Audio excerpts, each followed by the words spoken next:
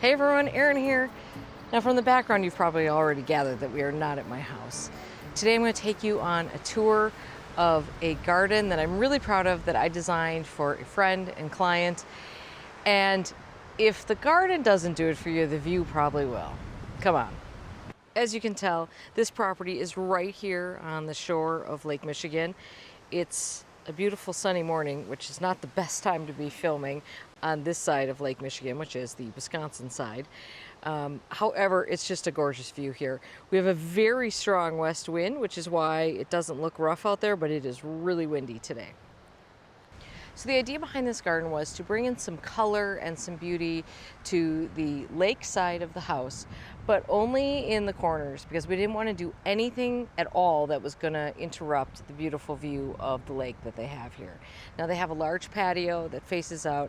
This is really the side of the house that they live on. They've got big windows, everything you should have if you're going to have a lake house. So because we are literally inches away from Lake Michigan here, there were some pretty specific requirements for this garden in terms of plant selection.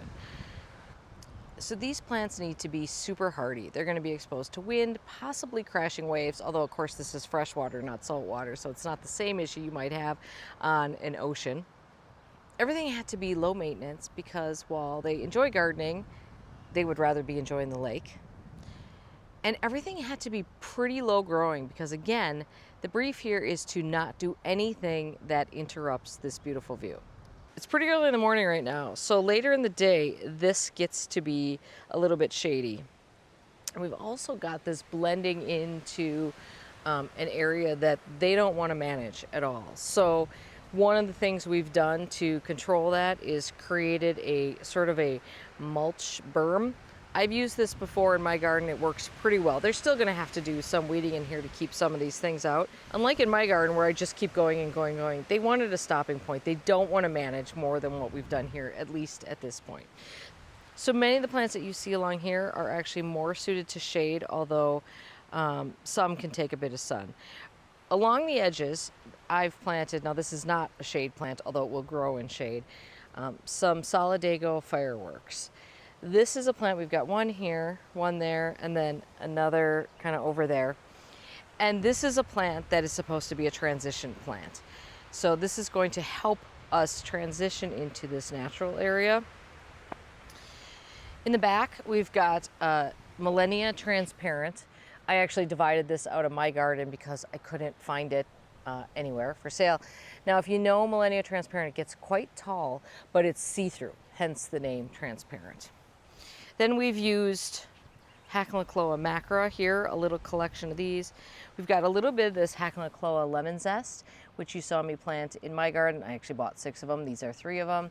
And then we've got Heuchera villosa autumn bride, which is really the only Heuchera that I've found so far that really performs very well. Now these gardens, particularly this one, are very dependent on grasses because we wanted movement. We wanted to take advantage of this shoreside location and get these plants moving. So we have a lot of Spirobolus in here, prairie dropseed. So it extends all the way from over there, and we kind of have a river of it that sort of goes through here, which is going to be a great, very natural backdrop to this area. And then beyond that, we use kind of a miniature version of a matrix style planting. So we've got groupings of plants. Now we've got kind of a grouping of salvia and alliums here. Of course, now with some of these allium bulbs were planted before we created these gardens actually, so we sort of worked around them. But there are other summer blooming alliums here as well. This is Summer Beauty, and then this is Lilac Bubbles coming up right here, and that's mixed in with the salvia. The salvia was supposed to be crystal blue and caradonna. Somehow we got a whole bunch of white, I think this is called White Hill maybe, white ones mixed in. They were not supposed to be white. I think it was a mistake on the order. It's fine. So we've actually got 3 colors, so that's fine. It was a little bit of a surprise. Then as we come around this way, now we're working into an area that is Calamintha Montrose White, one of my very favorite plants. Love that plant. It gets very ethereal. And Picabella echinacea.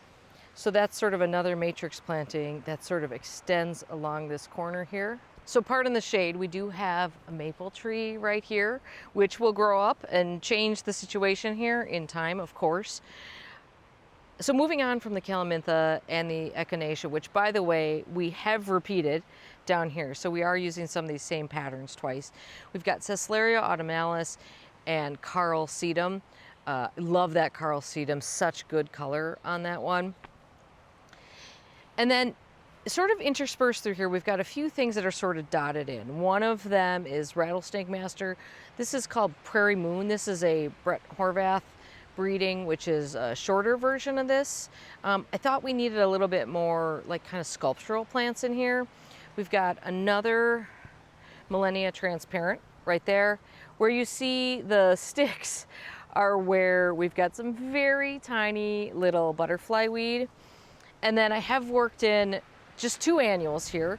One is Amelia Coccinea, Irish Poet, and the other is some HS Date Dahlias. In fact, the ones that I grew from cuttings this year.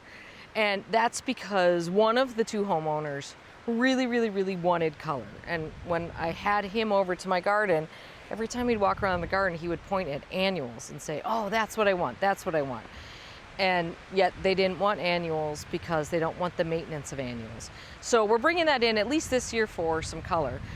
I did plant this planter. Now this is sort of, I just thought this would be so nice over in this corner, kind of draw your attention this way. The view is better looking south this direction. So this is sort of not something that will obstruct the view, but will kind of draw your eye over here. And this is a beautiful pot from Nichols Brothers Stoneworks. And I did plant up their pots for them, just the two of them. You'll see some more this year as just kind of a little bonus, and partly because I wanted to. So this has obviously not grown in yet. We've just planted it. But in the middle there, I didn't want anything too high, of course. In the middle there, we've got Lamandra Platinum Blonde. It's a heuchera or a heucherella. I'm not sure which one, to be honest. Little wire vine. We've got some super bells in there. I think that's, I can't remember which one. An orange Bidens, and then a Bossa Nova orange begonia in the back. And then, oh, and then some alternanthera for that will fill in really nicely in the background. So I hope that fills in well, but I was kind of going with that orange theme here. I did throw in one or two lilac squirrel sanguisorbas in here, and actually I don't even think the homeowners know that. I just thought they'd be fun. When they bloom, they're gonna surprise them. So there is the beautiful water line. The water level on Lake Michigan has been starting to come down now, but over the past several years it's been historically high. So most of the homeowners along the lake here have had to install rocks to protect their property from washing into Lake Michigan. So this corner is a little bit bigger of an area. And I think you can see in the middle, we have this driftwood creature. So the homeowner, if you live in southeastern Wisconsin, you might be familiar with beasties, which are these amazing art pieces by a Milwaukee area artist. She's a collector of those, but she also makes her own version of driftwood beasties, and this is one of them.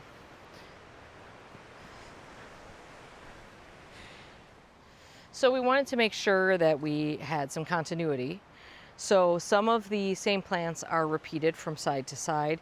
So again, we've got Caesareria autumnalis here and some Carl Sedums. Then as we come along here, we're doing that same allium and salvia combination, and that extends quite a ways along the front here. Behind that, again, we've got prairie drop seeds, Sporobolus, growing there. Then we work this way and we've got some stackies. This is stackies Summer Crush and Summer Romance mixed together in here, because as we move this way, we're starting to get into a little bit shadier spot over there. And that stackies can handle everything from full sun down to part shade and be just fine in it. And it's just a really lovely, nice little texture. And we carried that Caesareria through those as well. But then we brought in some Boom Chocolata geranium. The homeowner actually loves this plant. She saw it in my garden and she loved it. And this is another one that does sun or shade, and it really is it really is a great plant for both foliage and flowers. And I'll just say right now that this combination right here of the Boom Chocolata with the Irish Poet kind of growing up through it is chef's kiss right there. Now this area right through here, kind of in the middle, is liatris. So we've got two different forms of liatris here, and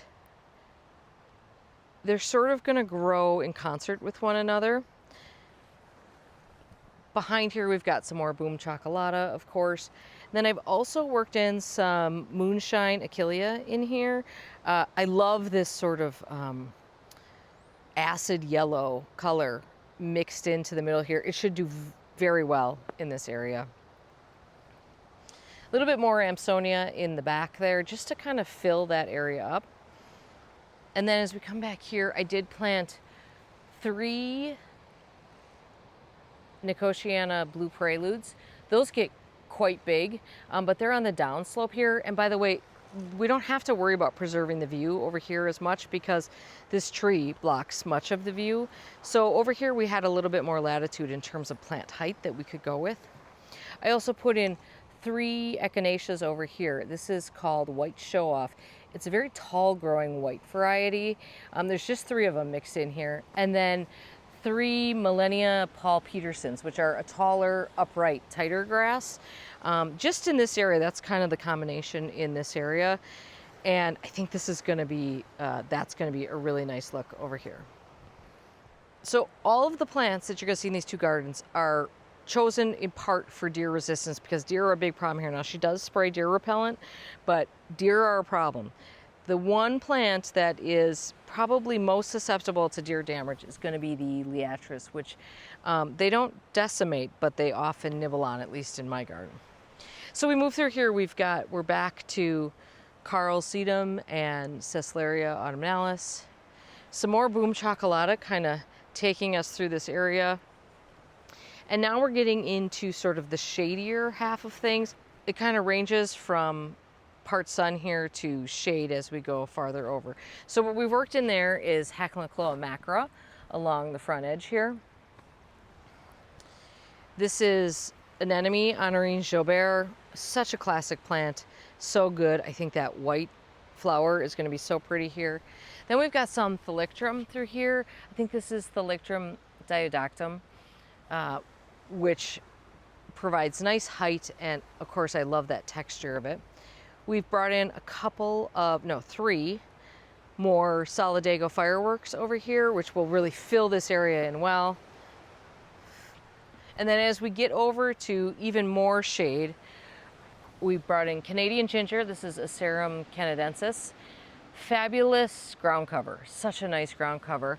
So that will fill in through here. This is Japanese painted fern Godzilla. And that kind of fills in this area between the Hacklencloa and the ferns. And we've got one little autumn bride over here because this is a little bit of a path here. Right now it's kind of going off into the abyss, but sometimes they're able to use this path a little bit. One of the things you'll probably notice is that some of the trees are kind of in bowls. So these trees were obviously planted beforehand. But one of the things that we wanted to do here was bring the soil level up because there was quite a slope to the property. And of course, we would have planted here and everything would have just disappeared off the slope. So we did have to raise the level quite a bit. This garden was started last fall. And I basically gave them a shape design and then had them bring in some soil. Unfortunately, the soil they got was terrible, which I didn't know until I tried planting here this spring. What they got, they bought screened compost topsoil mix, and what they got was thick, heavy clay fill. They really got ripped off. So that was really quite a problem, and we had to deal with that. And the options were ignore it and plant in it anyway. That would not have worked. None of these plants are really meant for that sort of soil. Dig it all out get rid of it and bring in something new, or what we ultimately ended up doing was bringing in a thick layer of pure compost. This is bulk compost, and just layering that on top. So it's about 6 inches deep. Now, most of these plants are not going to appreciate that rich of a soil. To be honest, it's the one problem with that whole concept. So we might see some flopping here. Like, we might have to keep an eye on those sedums. Those salvias might get a little floppy. I think in time, it'll all figure itself out. The soil here is basically 100% sand for the most part, like the native soil. So I think over time this will all sort of settle in. So far everything is growing in really, really well. I planted this, I think 3 weeks or so ago, and actually the drone footage you see is from right when I planted. But so you can see things are growing in really nicely. It's looking great. They're taking care of it absolutely perfectly. And the plan for this is hopefully basically no maintenance. The maintenance for this should be cut it all back in spring, and that's it. That should be the sum total of maintenance, and applying some deer repellent. Although as these plants grow, they will be less susceptible to deer browsing.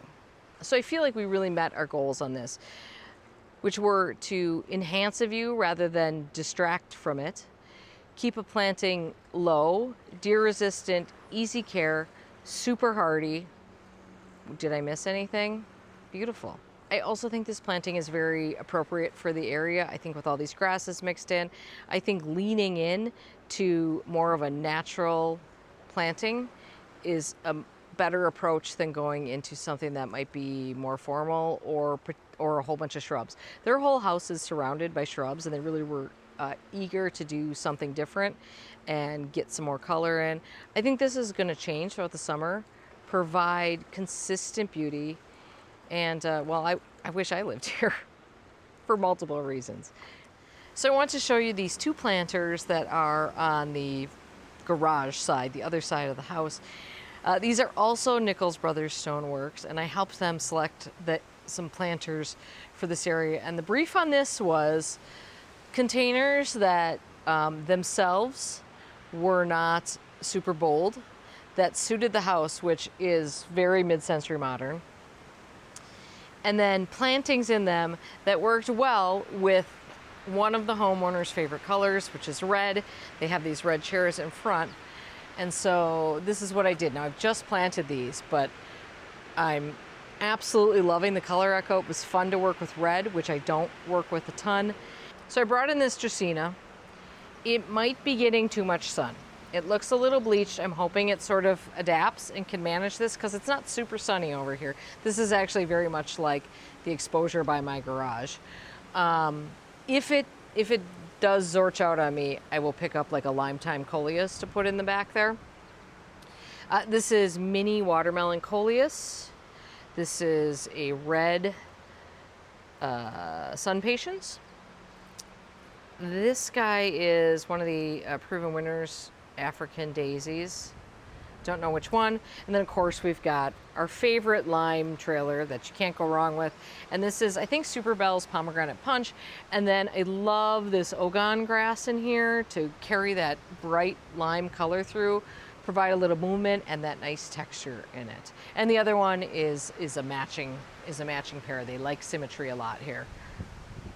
So when I spec'd these planters and when they showed up, I think they were a little worried that they were too big, but I think the size is actually perfect for this area. I think you need some weight to carry this. A little low planter would not be the right call in an area like this. Now, things are a little bit out of proportion right now because these plantings are new. One of the proportional rules is you can always go with a rule of thirds, which in this case would be aiming for plantings that are a third of the height of the overall planter, which these should get to about here, which should be about a third of the height. So I think once these grow in a little bit, this will be proportionally correct, and I think it'll look spot on. But I'm very, very happy with how it's looking so far, and I'm very much loving this lime and red combination, especially here against a gray facade. So it was really fun to design this garden, and I'm so happy I was able to show it to you. Let me know in the comments if you would like me to try to get back here later in the year to give you a tour of what's updated. And that's it. All right, thank you for watching, everybody. Have a great day in your garden. See you soon. I just want to show you one last thing, which is that this is their septic mound. And for about 3 years now, I've been working with them to get away from having to mow their septic mound. And what you see here are all Geranium macrorrhizum of different varieties. And they are growing in so well. Now we've got daffodil foliage, and we're still battling some of the grass that was here, but that will come over time, and the daffodil foliage obviously needs to be cut back eventually. But isn't this beautiful and better than just looking at a hill of grass? And by the way, totally okay for a septic mound. Geranium macrorrhizum is a very shallow rooted plant, and it's basically evergreen. So it does everything we need on a septic mound. And I think it's absolutely gorgeous.